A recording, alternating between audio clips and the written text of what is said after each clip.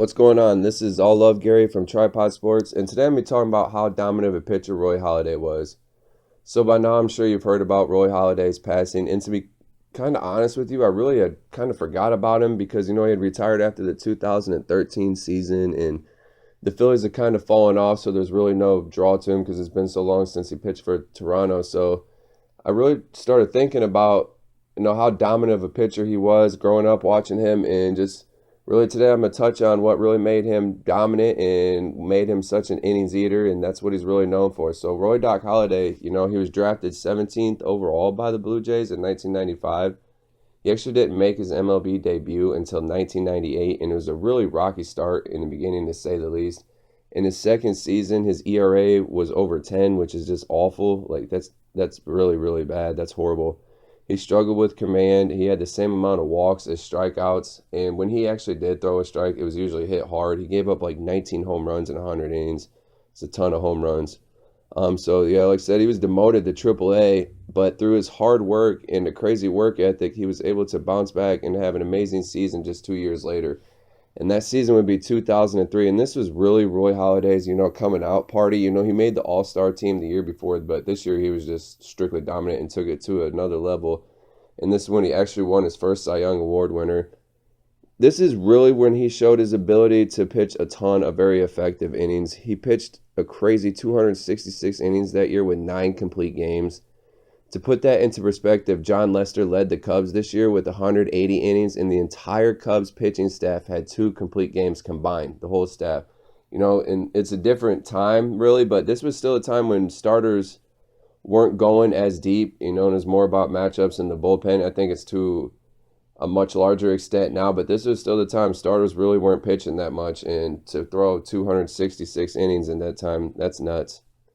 So Halladay really, he pitched an equivalent of about 11 more starts than Lester, and he was very effective. He ended the season with 22 wins, a 3.25 ERA, and 204 Ks. So he struck out 204 batters in 266 innings, so he really wasn't a major strikeout pitcher. He more pitched to contact, but still, he had a very dominant year.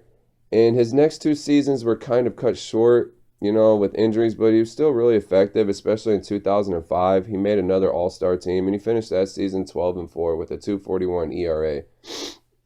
But then through the 2006 to 2011 seasons, he really took off. This is really where he became known as Doc Halladay. He made 5 All-Star teams. He won 1 Cy Young. He led the league in innings 2 times in that span, led the league in complete games 5 times, and that's 5 times in 6 years, not his whole career, just 5 times in 6 years he led the league in complete games. He led all of baseball in shutouts 3 times in 6 years. He never finished with less than a 220 innings pitched or over a 3.71 ERA in those seasons, and never finished lower than 5th in Cy Young Award voting in them seasons. And this was the majority of his career he pitched in the AL East, which had the Yankees, who won the World Series in 2009, and Boston, who had killer lineups through that time.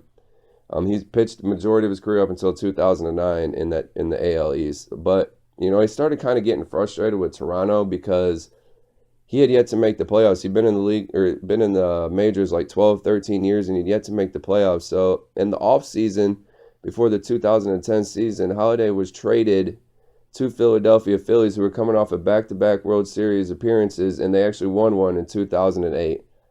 And Halladay's first season in Philly, I mean, it was amazing. What more could you say? This is when he won his second Cy Young Award. He also threw a perfect game in May against the Marlins. He finished that year with 21 wins, 2.44 ERA, with 9 complete games. Again, just a lot of complete games. That's like 1 out of every 3.5, 4 starts, 250 innings and 219 strikeouts. But really, he saved his best for last that year. So his playoff debut, remember, this is the first time he ever pitched in the playoffs.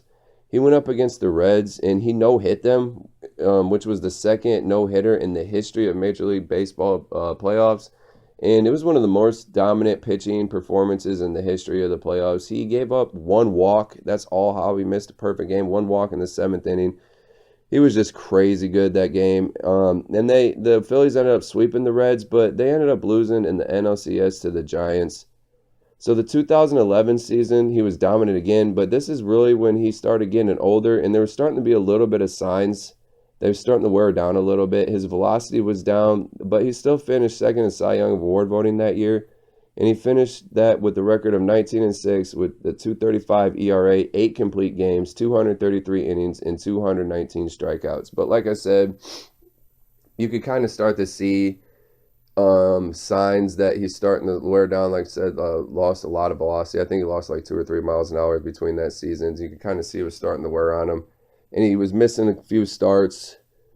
But, the next 2 seasons is really when age caught up to him, and he retired in 2013. So for his career, he finished with 203 wins and 105 losses.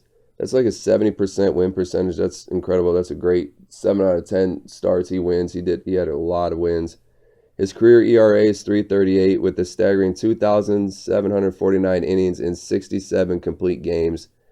So a lot of the old school guys, they have a ton of complete games like that, but a lot of the newer school pitchers, they don't have that many because, like I said, it's all about matchups and specialists, and the starters really don't go that deep.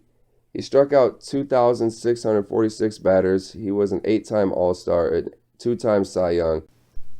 Not only is Doc a Hall of Famer, he's one of the best pitchers, if not the best of his generation. His long-time dominance will lead him to Cooperstown. It has to. So really, there it is. That's why Roy Halladay truly was a dominant ace and belongs in the discussions with some of the all-time greats. Thank you for watching. If you enjoyed this, hit like, subscribe, comment. Until next time, this has been All Love Gary from Tripod Sports. I'm out.